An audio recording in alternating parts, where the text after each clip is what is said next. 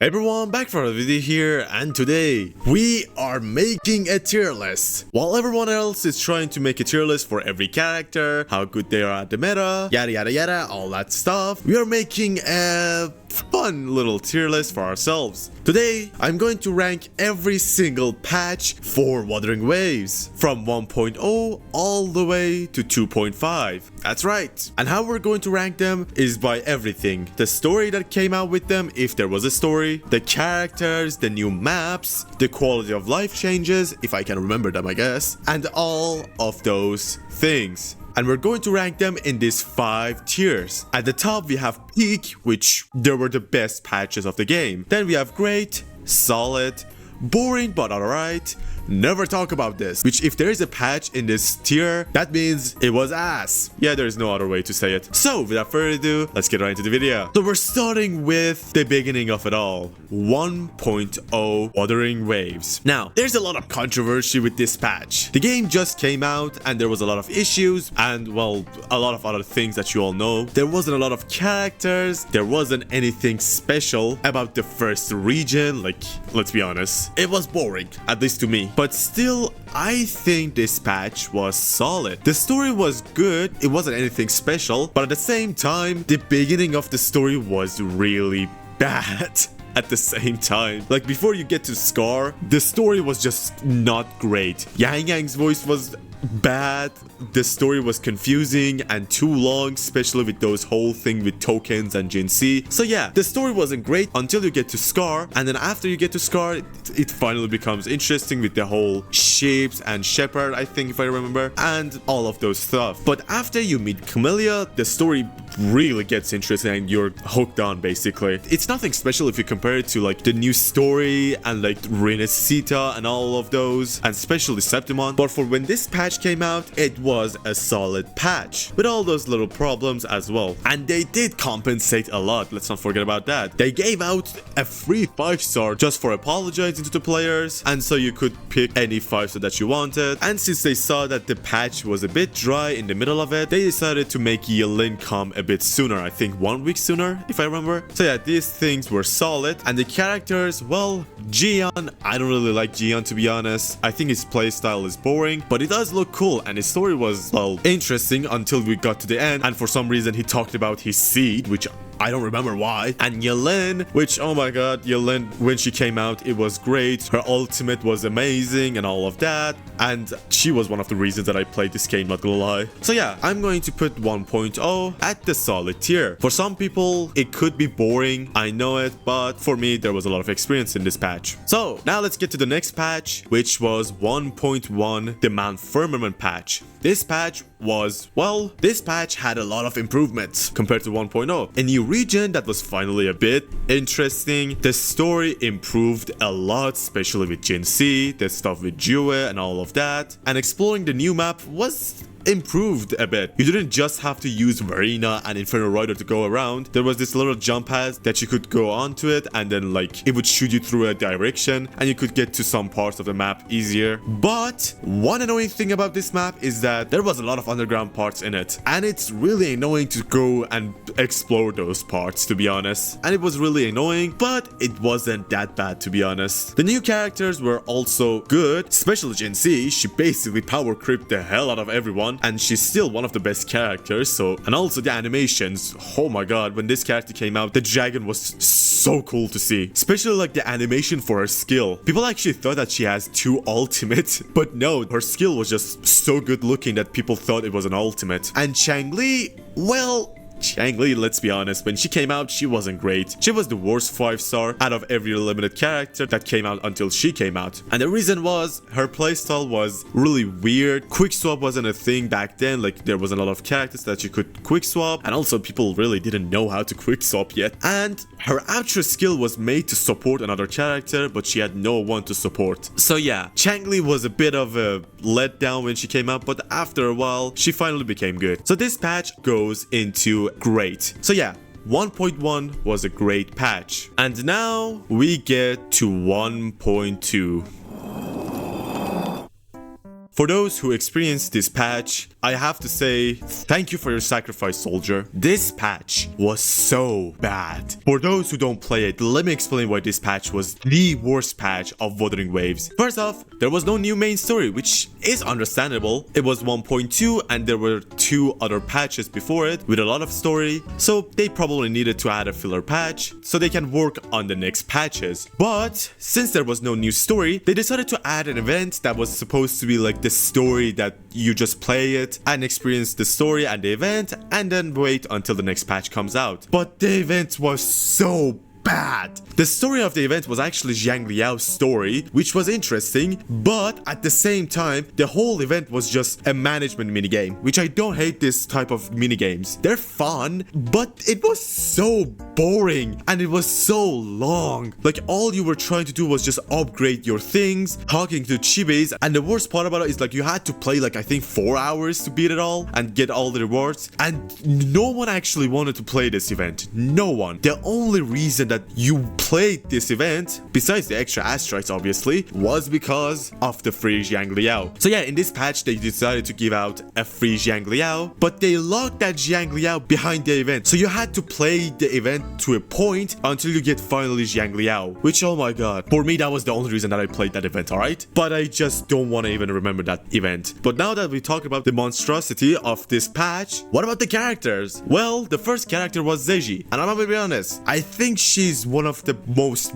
boring characters in the entire game in terms of gameplay. Like she just, I don't know why, but I just never liked her playstyle. And also when she came out, the best thing that you could use her in was with Jinxie, and Jinxie didn't need any more characters to support her, alright? She was already too good. And well, the glacier buff from her outro was useless as well, because the only character that could have used that was Ling Yang, which let's just forget about that character. And then after that, the second part was Zhang Liao, which in my opinion, the only good thing about this patch and the only thing that kept me playing this patch was Zhang Liao, both his story and also playing with his character. But other than that, there was nothing else, and this patch was the most boring patch ever. So this patch goes to this tier, which we are not going to ever talk about this patch ever. Alright, now the next patch, 1.3, the Black Shores, Shorekeeper and all that. This patch goes straight to peak, and I don't even care what anyone else says. A lot of people want to say that 2.0 saved Wuthering Waves, it was going to die and all of that, but I'm gonna be honest, Wuthering Waves was saved in 1.3. The Black Shores, amazing. The new area was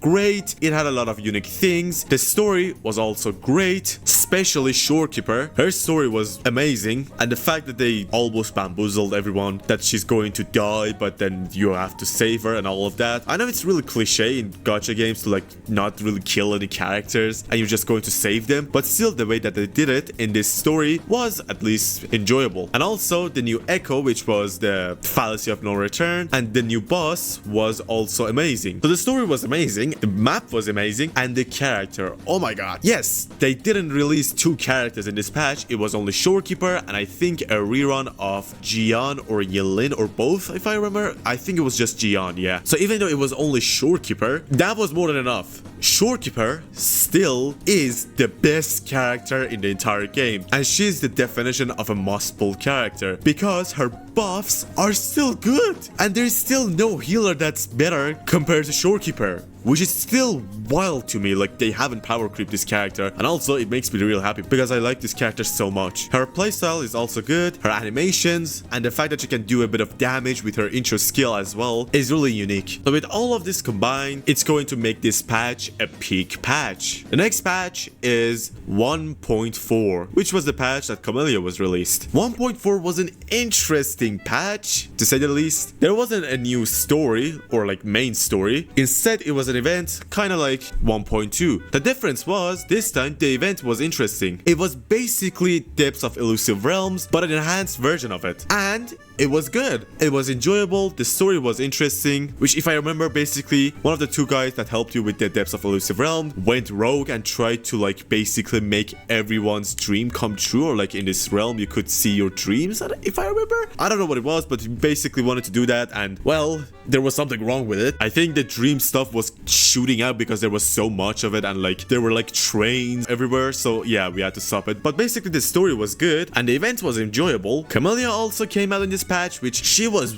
one of the craziest characters that came out, to be honest. Her damage was good, the animations were great and all of that. Her story was also really enjoyable. The only downside of this character was she was meant to be an AoE character, and until 2.0 or 2.1 I think, where they released the Whimpering Waste, her full potential was never shown, to be honest. But beside the events and the characters, there was, well, nothing else to the patch. It was around the middle of the patch where they decided to release the teasers for Renesita and 2.0, and to be honest, after a week or two, no one really cared about this patch anymore. They were just waiting for Renesita. So this all would have put this patch in the solid tier, but I'm actually going to put it in the boring but alright tier. And there is a good reason for this. The patch had nothing. After the event and the story of Camellia, which they were good, don't get me wrong, they weren't that crazy to say, oh, it was amazing and all that. It was good, it was solid. The problem was, and a lot of you might not remember it, Camellia's banner was extended to 30 days instead of a 21 day. Or was it 28 days? I don't remember. But there was extra week for this banner. And the reason was they were basically trying to get ready for Renesita. And well, they decided to make this patch a lot longer. After doing Camellia's story and the event, there was nothing else to do. Oh yeah, I guess I forgot. Lumi was also added in this patch, which her design was amazing. Her story, well, we didn't really get that much depth into her story, but she was great. The Scottish accent really was refreshing, to be honest. But her place in the meta sucked ass. Also, I guess I forgot to mention that Yuhu was released in 1.3 in Shorekeeper's patch. But let's be honest, who the hell remembers that character?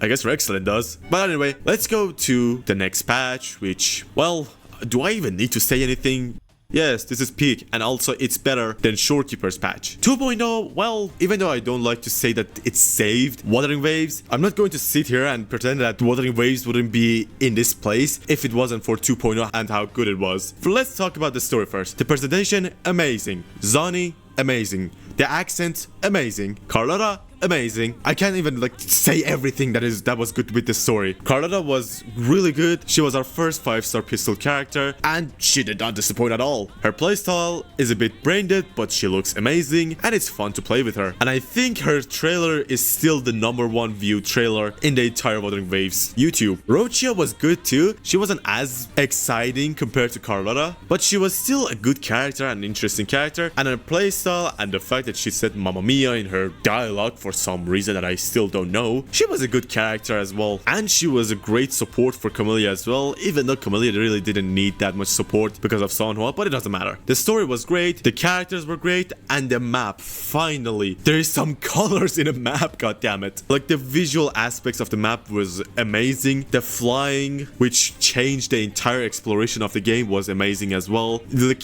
everything with this patch was perfect to a T. This patch was the definition of peak. But there is one thing that people sometimes forget about 2.0, which I still remember, is that the echoes. They released forecast echoes where you didn't need to use them to get their buff, and that changed everything. Oh my god, I didn't have to use the freaking monkey with Gion and switch cancel with him and Mortifi to be able to save my time with his rotation, or like the thing with Jiang Liao using Thundering Memphis. Oh my god, this was such a good thing that they added, that you didn't need to use their echo to get their buffs, and you just had it automatically if you just equipped them, which was so good. I think I glazed enough about 2.0. Let's go to 2.1. Now 2.1 was supposed to be a filler patch. No main story. The only main thing about this patch was the fishing event. So you might think this patch belonged to around here, you know? Maybe at best a solid patch. But actually this patch was a great patch. Sure, there was no main story quest, and the map that they released wasn't that interesting, to be honest. It was just like an extra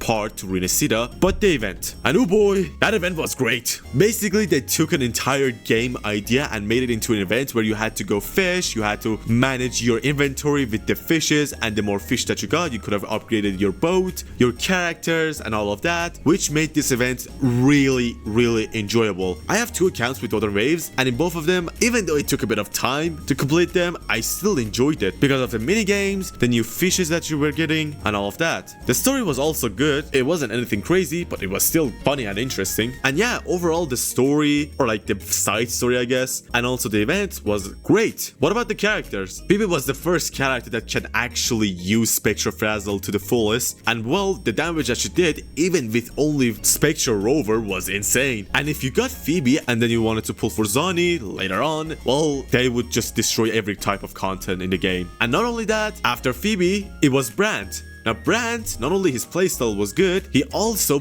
buffed Chang-Li. Finally, goddammit. Now a lot of people didn't pull for Brand because, well, he was a male character and people just like waifus, I guess. But his playstyle is one of the funnest playstyle in the entire game. The whole thing with the grapple and going around the enemies and the spinning attacks, it's really fun. And again, he finally buffed Chang-Li and made her actually good in terms of like comparing it to other characters during that time, and especially to 1.0 characters. So yeah, this patch was a great patch as well. And then the next patch, which it was the version 2.2. And 2.2, well, I think I don't need to say anything about Cantarella and her, because god, that thing blew up like a nuke. There was a main story quest for this patch, and it was great. The story for this patch was the Cardathia story, which you, spoiler, killed Fleur-de-Lis that was corrupted, if I remember, and you saved Cardathia. The worst part about that story was that you had to use Spectral Rover for the entire story, which, like, come on. Spectral Rover, at least make it Havoc. But yeah, the story was great. The map was also interesting with the whole new system of gravity, and like you had to change it to like other directions for the gravity and all that. And it was great. The character Cantarella, can't really say the same thing about her. Her story was good. I didn't play her side story or her character story, but her story and what she did in the main story was enjoyable. Her kit design though, not that great. She basically was a support character that could support no one that great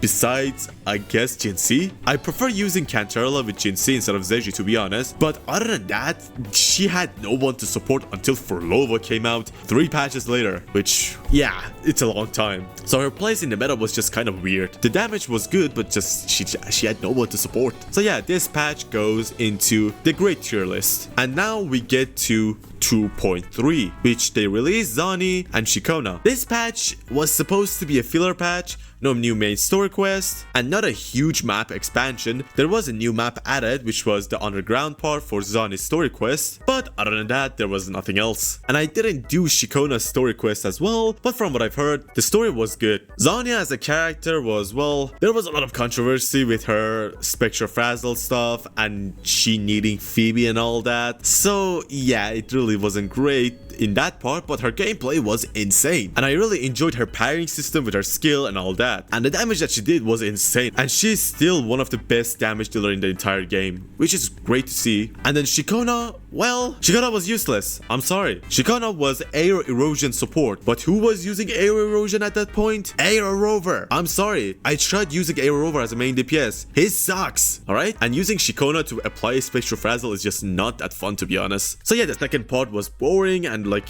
to be honest, there was nothing interesting in that part. And because of no new main story quest and all that, this patch is going to be a solid patch. I think it's still above 1.0, to be honest. And now we get to one of the best patches in the entire game, 2.4, which it's obviously going to go to the top. Is it better than Shorekeeper's patch? Yes. Is it better than 2.0?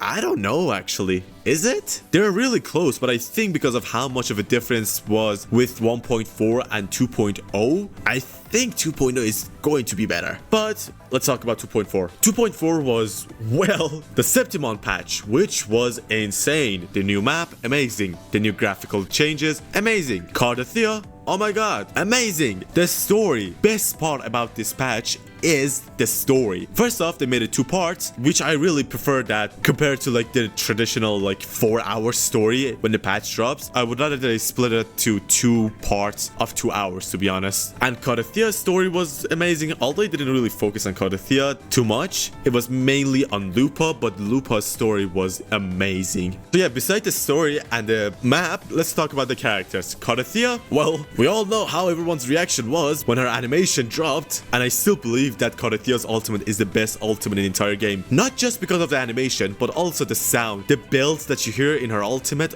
Like, I still think that's the best thing that they added for her ultimate. But after Caudathea, it was Lupa, which she didn't get that much hype as a character during the first part of the story, but after the second part dropped, Lupa actually became really popular. And her kit, well, it didn't really match her character, but like I was expecting her to be like a main DPS dealer with some buffing capabilities, but it's the reverse actually. She buffs most of the time and she deals damage at the side, but still a great character. Her animations are not close to Caudathea, but it was still great. And also, let's not forget about the soundtracks, to be honest. The whole fighting with Maya thing and the soundtracks, oh, that was great. And then especially after that, and then the cutscene after that. Okay, I'm yapping too much. Let's go to the final patch, which was Frolova in 2.5. So Frolova in 2.5, well, the only good thing about this patch is Frolova and the story. The new area is not that interesting to me, to be honest, alright? The whole 5 island thing and all that, I'm not really interested. The story, amazing. I think 2.5 is the best story that they added so far, with the whole Frolova thing and also the music and all of that. It's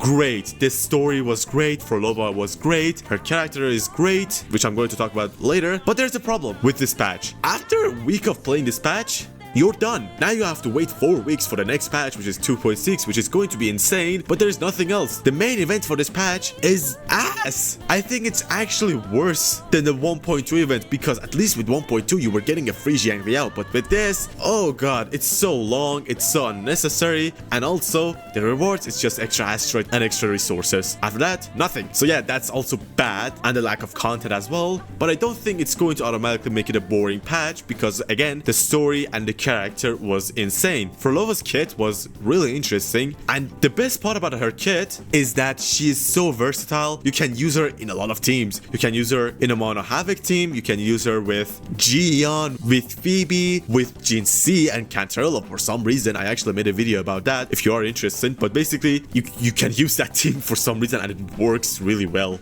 And also, no, you don't need her signature weapon, goddammit. People were just over-exaggerated in like how much you need her signature weapon. So because of the story alone and Frolova alone, it's going to make a solid patch. And I think it's going to be at the top of the solid tier list because, well, the story was just that great. But the story is just not going to carry it to the great tier. And that's it. This is the entire tier list for every patch of Wuthering Waves. Oh, this took longer than I imagined, but I hope you enjoyed this. And if you already don't know, this is all subjective and it's just my opinion, but I don't think I missed anything too extreme with these patches. If I forgot something, let me know in the comments down below and tell me what was your favorite patch of the entire Wuthering Waves. 2.6 hasn't dropped yet as the time of this recording, but I'm predicting it's going to be another pick patch because of Augusta, because of Yuno, and also because of everything that they're adding basically. So yeah, that is all for this video. Thank you all so much for watching the video till now. Hope you enjoyed it, and I'll be back for another video. Bye bye.